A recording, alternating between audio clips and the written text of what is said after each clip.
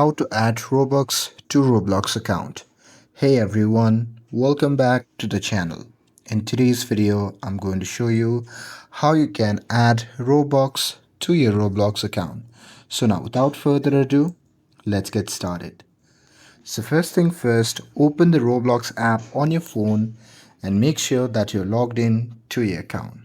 And now here, once you are inside the app, just tap on the Roblox icon shown in the top right side of the screen.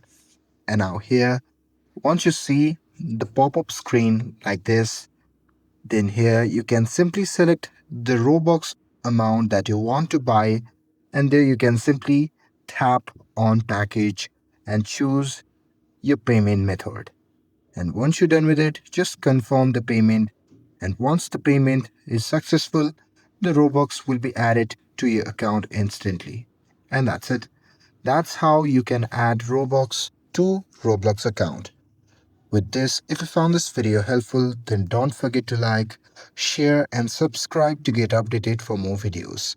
Thanks for watching and I'll see you in the next video.